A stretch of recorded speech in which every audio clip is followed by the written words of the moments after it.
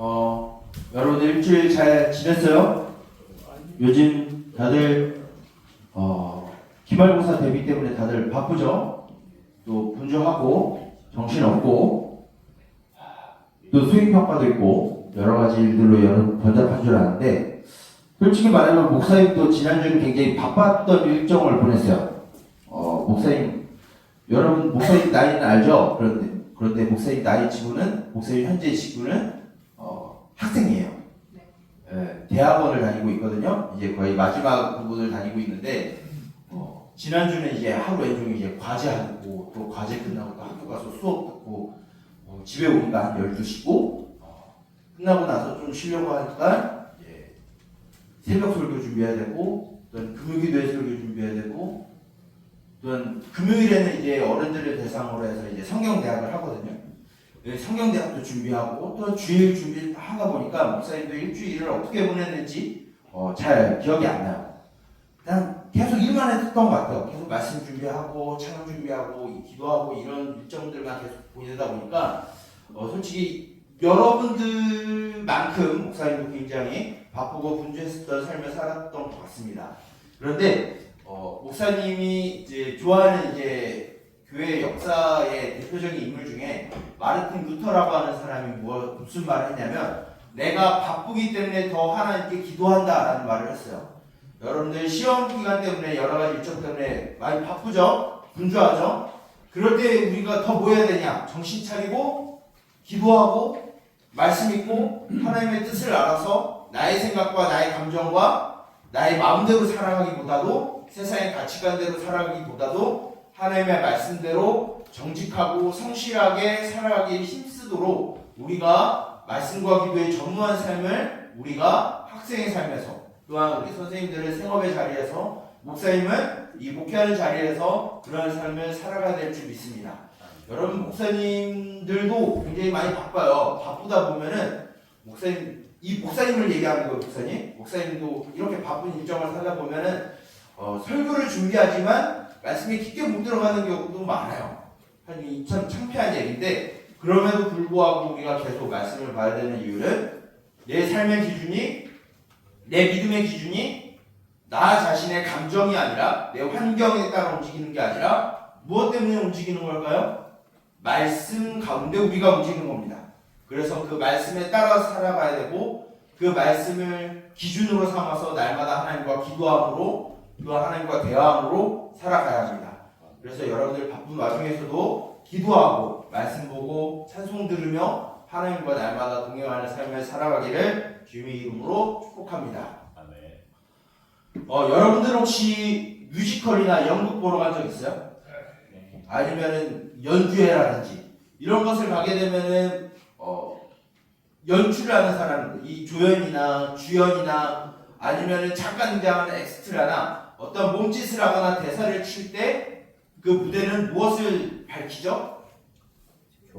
조명이라는 것을 그 주연 또는 조연, 잠깐 지나가는 엑스트라한테 비춥니다.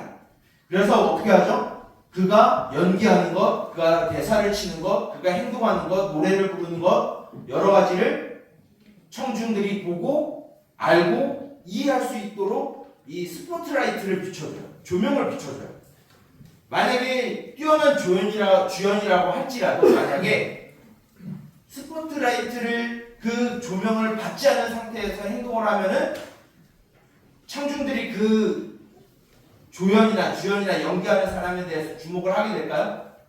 주목하지 않게 되죠. 주목을 어디에다 하게 되죠? 조명이 비추는 그 사람에게 집중하게 돼요. 그리고 그 사람이 치는 대사, 그 사람이 하는 몸짓, 뮤지컬이나 음악회를 보면 그가 연주하는 음악, 노래들을 이제 우리가 집중하게 돼요. 이런 것처럼 우리가 살아가면서 많은 관심 분야들을 보게 될 때에도 이런 우리가 클로즈업 되는 것, 스포트라이트를 비춰주는 것에 우리는 집중하고 주목하기 마련입니다. 그런데 우리가 하나님을 믿는다라고 말하는, 예수 그리스도를 믿는다라고 말하는 우리는 무엇에 대해서 집중하고 주목을 해야 되고 관심을 가져야 될까요? 바로 우리가 믿는 그 하나님이 우리를 향하여 어떠한 계획을 품고 계신지, 어떠한 뜻을 갖고 계신지, 하나님이 우리를 어떻게 사랑하고 계신지, 하나님이 우리에게 어떠한 가르침을 주고 있는지 우리는 들어야 되고 주목해야 되고 눈여겨봐야 되고 귀 기울여야 돼요. 그런데 우리 스스로 우리의 능력과 우리의 지식과 경험과 우리의 능력으로 하나님이 우리에게 주시는 그 뜻과 계획과 사랑하심과 우리에게 교훈하시는 책망하시는 말씀을 우리 스스로 그것을 알 수 있을까요? 성경은 할 수 없다라고 가르칩니다. 그것을 누가 하느냐? 바로 우리가 오래전에 들었지만 성삼위일체 중에 세 번째 하나님이 있었죠. 세 번째 하나님이니까 뭔가 이상한 이단처럼 느껴지는데 삼위 중에 하나가 있었어요. 뭐가 있었죠? 성령이 있었어요. 바로 성령 하나님이 하시는 일이 바로 하나님의 뜻과 계획과 우리를 어떻게 사랑하시는지와 우리를 어떻게 가르치시고 인도하시는지에 대한 그 하나님의 그 몸짓과 그 하나님의 노래와 그 하나님의 일하심을 성령이 우리에게 비춰주시는 일을 해요. 그래서 우리는 성령을 통하여서 하나님께서 우리에게 어떻게 사랑하셨는지, 우리를 어떻게 이끌어가고 계시는지, 우리에게 어떠한 구원의 계획을 품고 계시는지 우리에게 알려주십니다. 그래서 우리는 성령을 통하여서 성령 안에서 하나님의 사랑을 느낄 수 있고 우리를 향하신 하나님의 구원의 계획을 알 수 있으며 또한 그것을 믿게 되고 그것이 우리가 어디에서 발견되느냐? 하나님의 말씀을 통하여 우리에게 알 수 있다라고 말하고 있습니다. 여러분, 우리가 예배를 시작하기 전에 항상 우리는 뭘 낭독을 하고 예배를 시작하죠? 사도신경을 낭독하고 시작합니다. 이 사도신경 중에서 마지막 부분에 나오는 믿음의 선언이 무엇인지 여러분 혹시 알고 있나요? 우리가 사도신경 중에서 마지막 부분에 크게 세 가지의 신앙의 고백을 하는데 첫 번째는 창조자 하나님을 믿습니다. 두 번째는 그의 아들 예수 그리스도를 믿습니다 라고 고백을 해요. 마지막은 우리가 무엇을 믿는다라고 고백하냐면 성령을 믿사오며 라고 하면서 세 번째 우리의 신앙의 고백을 합니다. 여기에서 성령을 믿는다라고 하는 의미는 바로 목사님이 말했었던 하나님이 우리를 어떻게 사랑하셨는지, 우리를 저로부터 구원하시기 위하여 하나님이 어떤 뜻과 계획을 품으셨는지, 그리고 하나님의 백성으로 살아가는 우리들에게 어떤 교훈과 위로와 책망의 말씀을 하시는지 가르쳐 주시는 분이 바로 성령 하나님이시다라고 우리는 고백합니다. 그래서 우리는 이 말씀 가운데 살아간다라고 성경은 가르쳐주고 있어요. 이것에 대한 이 성령 하나님을 믿는다라고 하는 이 근거가 성경 곳곳에서 등장하는데 오늘은 특별히 고린도전서 2장 6절부터 16절까지의 말씀 안에서 이 성령 하나님에 대해서 우리가 좀 들어보고자 합니다. 먼저 우리가 고린도전서의 이 말씀, 이 2장 6절부터 16절까지의 전체적인 맥락을 우리가 살펴보게 되면 어떤 일이 있었냐면 이 고린도 교회 안에 크게 네 가지의 분파가 생겨났어요. 어떤 분파냐면 내가 예수님을 믿게 된 건 아볼로 때문이야 라고 말하는 사람이 있었어요. 또 어떤 사람은 아니야, 내가 예수님을 믿게 된 거는 바울을 통해서 내가 알게 된 거야 라는 말을 한 사람들이 있었어요. 또 다른 사람은 아니, 예수님의 수제자인 베드로 때문에 우리가 예수님을 알게 돼서 한 사람들이 있었어요. 또 다른 무리는 아니야, 그 세 사람 다 필요 없고 우리 스스로가 예수님을 알게 된 거야 라고 말하는 그리스도파가 있었어요. 이런 사람들에 대해서 이 사도 바울이 뭐라고 말하냐면 그 사람의 능력도 인간의 지혜와 지식으로 우리가 아는 게 아니라 우리가 예수님을 믿게 된 것은 어떤 사람의 능력과 지식과 어떤 사람의 그 스펙을 따라서 우리가 예수님을 믿게 된 게 아니라 우리 안에 거하시는 성령님이 예수님을 알게 하고 믿게 하고 예수님을 경험하게 하신 거야 라고 설명한 내용이 바로 오늘 우리가 읽은 이 고린도전서 2장 6절부터 16절까지의 말씀이에요. 즉 사도 바울은 우리가 예수님을 믿게 되고 알게 되고 경험하고 깨닫게 된 것은 바로 눈에는 보이진 않지만 우리 안에 임하신 성령님께서 그것을 알게 하셨다라고 설명하고 있어요. 여러분, 바로 우리가 하나님의 뜻과 하나님이 우리를 어떻게 사랑하셨는지 우리에게 말씀으로 가르치시는 것은 어떤 사람의 능력으로 된 게 아니에요. 여기 강단에 서 있는 목사님 때문에 여러분들이 예수님을 믿는 건 더더욱 아니에요. 목사님이 금요기도회 가운데 어떤 설교의 내용을 했냐면, 목사님도 굉장히 부족한 사람이기 때문에 날마다 어떤 생각을 품고 살아가냐면, 왜 하나님이 이 더럽고 추악한 죄인 위에 불벼락을 떨어뜨리지 않을까라는 고민 가운데 살아가요. 그리고 당장 심판하지 아니하시는 그 하나님의 은혜 때문에 목사님이 여기서 말씀을 전하는 것이지, 목사님이 뭔가 대단하고 도덕적으로 흥격이 없어서 이 자리에 쓴 게 아니에요. 하나님께서 목사님과 여러분들에게 성령님이 역사하셔서 하나님이 우리를 어떻게 사랑하셨는지, 우리를 향한 뜻과 계획이 무엇인지, 우리들에게 무엇을 가르치고 책망하시고 바른 길로 인도하시는지에 대한 것은 온전히 성령님께서 일하시는 것이다라고 가르쳐주고 있는 거예요. 그러면 여러분들이 이런 생각을 할 수 있겠죠. 그 성령님이 가르쳐 주신다라고 하면은, 성령님이 우리에게 뭔가 음성을 들려줘서, 뭔가 환상을 보게 해서 우리가 하나님을 믿게 하고 예수님을 믿게 된 거구나라고 착각하는 경우가 있어요. 물론 완전히 복음이 들어가지 않는 저 열방 가운데는 그런 일들이 있긴 해요. 그런데 하나님은 그렇게 일하시기도 하지만 대체적으로 어떻게 일하시냐면, 하나님께서 성령으로 기록하게 하신 성경 말씀을 통해서 우리에게 알려줘요. 성경 속에서 하나님이 우리에게 어떻게 사랑하셨는지에 대해서 성경이 말하고 있어요. 하나님이 우리를 위하여 어떠한 뜻과 계획을 품었는지에 대해서 성경 속에서 말하고 있어요. 하나님이 우리에게, 하나님의 백성된 우리들에게 하나님의 백성으로 살아가기 위해서 어떠한 행실과 어떠한 언어와 어떠한 가르침 가운데 살아가야 되는지 가르치시고 교훈하시고 책망하시고 위로하시는 것이 바로 우리 눈앞에 있는 성경 말씀 가운데 보여줘요. 그런데 이것을 우리가 성경을 통해서 알 수 있는데 우리 스스로의 능력으로 할 수 없어요.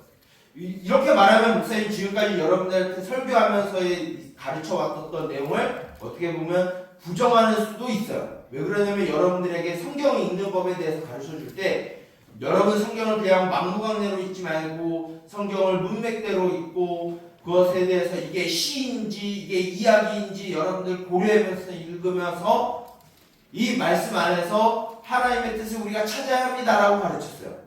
그런데 이것보다 더 위에 있는 게 무엇이냐면, 말씀을 읽고 말씀 가운데 하나님의 뜻과 사랑을 알기 위해서는 우리가 제일 먼저 전제되어야 되는 게 무엇이냐면, 성령 하나님이 이 말씀을 우리에게 깨닫게 하여 주옵소서 기도하며 이 말씀을 받아들이는 거예요. 우리가 그렇게 받아들이지 않으면 성경을 이상하게 봐요. 내 욕심대로, 내 생각대로, 내 마음대로 짜집기 해가면서 이 성경을 조작해가요. 그런데 성령 하나님은 그렇게 우리에게 가르쳐주지 않아요.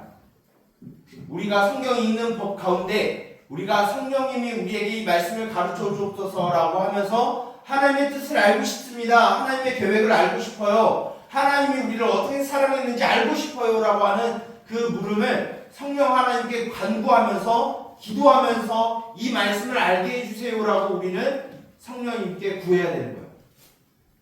그러면 이 성경을 통해서 하나님이 우리에게 어떤 계획을 품고 계시는지, 우리를 어떻게 살아가고 계시는지, 하나님의 백성으로 살아감에 있어서 어떤 교훈을 우리에게 주고 있는지 성령님이 성경을 통하여서 성경과 함께 우리에게 일하시는 거예요. 여러분들 한번 과학 시간에 또는 여러분들 기회 있을 시간에 아주 작은 세포를, 과학 시간에 아주 작은 세포를 보거나 미생물을 볼 때 여러분들 무엇을 통해서 보죠? 여러분들의 눈이 막 이역 화소가 돼가지고 막 그런 미생물을 여러분들 볼 수 있어요? 못 보죠. 무엇이 필요하죠? 현미경이 필요해요. 현미경을 통해서 아주 작은 물체에 대해서 조사할 수 있어요. 자, 반대로 우리가 광활한 우주에 대해 천체를 보기 위해서 여러분들의 눈이 4억 화소가 되고 막 5천만 배수가 돼가지고 여러분들 우주의 모든 천체를 다 꿰뚫어 볼 수 있나요? 못 봐요. 무엇이 필요하죠? 천체 망원경이 필요해요. 그걸 봐야지 하늘에 있는 별들과 움직이는 운하들과 여러 가지를 살펴볼 수 있어요. 이와 같이 우리가 하나님의 말씀을, 물론 성경이 있는 법이 있어요.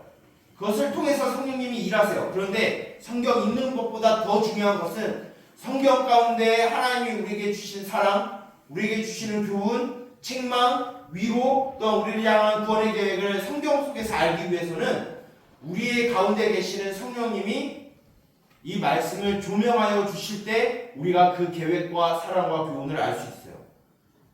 여러분 성경 읽는 거 어렵죠? 네. 목사님도 어려워요. 왜 어려울까요? 어려워요. 성령의 도우심을 구하지 않기 때문이에요. 성령의 조명하심을 우리는 구해야 돼요. 성령님 이 말씀 가운데 하나님의 계획이 무엇이죠? 하나님이 우리를 어떻게 사랑하셨죠? 하나님이 우리에게 어떤 가르침을 주시죠? 우리는 성경을 통해서, 성경이라고 하는 현미경과 천체 망원경을 통해서 아주 세밀하고 심오한 이 성경을 우리는 들여다봐야 돼요. 아주 넓고 풍성한 하나님의 사랑을 성령이라는 관점 가운데 성령님을 통해서 우리는 이 성경 말씀을 바라봐야 돼요. 성경은 우리들에게 어떤 도덕적인 가르침을 주는 게 아니에요. 물론 도덕을 알려주긴 해요. 근데 그게 절대적인 가치가 아니에요.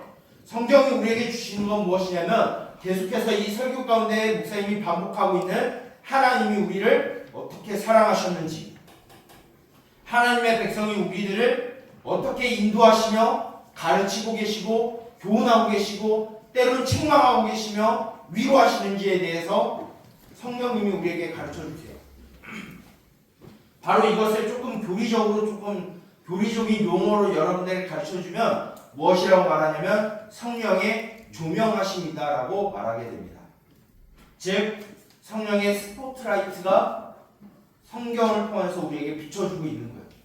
그래서 하나님의 사랑과 은혜와 교훈과 책망과 가르치는 그 은혜가 성령이 말씀을 통해서 말씀과 함께 우리에게 일하시는 거예요.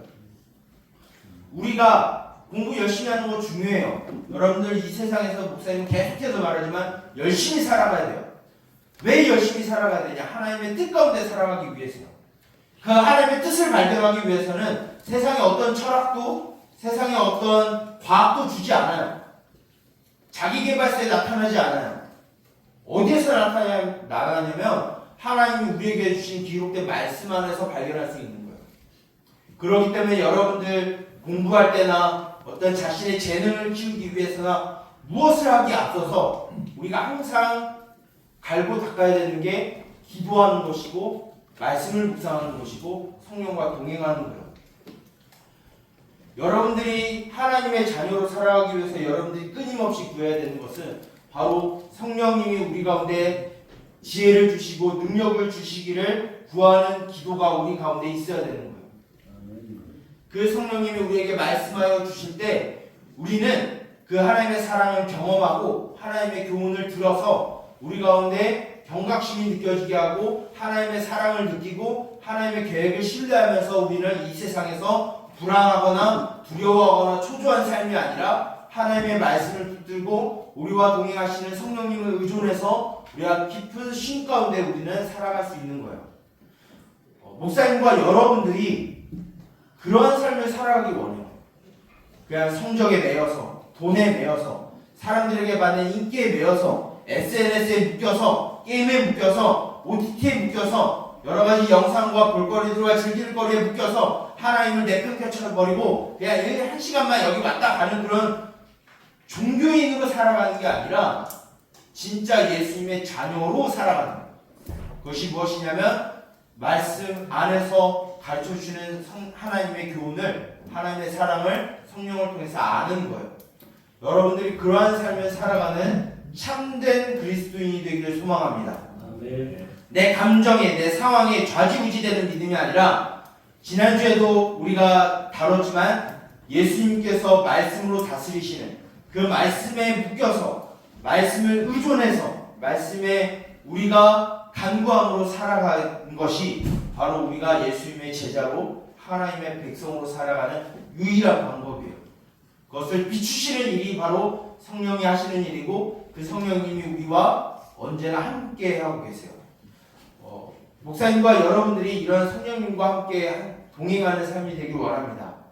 오직 성령님이 조명하심으로, 오직 성령님이 말씀을 통하여 우리에게 가르쳐 주시고 알려주시고 경험케 하시는 그 은혜가 우리의 일상 가운데 임하였을 때 우리 안에 참된 지혜와 지식과 힘과 용기가 생기고 참된 기쁨과 즐거움 가운데 불안해하지 않고 요동하지 않고 초조함으로 살아가는 것이 아니라 그 성령의 은혜 가운데 살아가는 저와 여러분들이 되길 원합니다.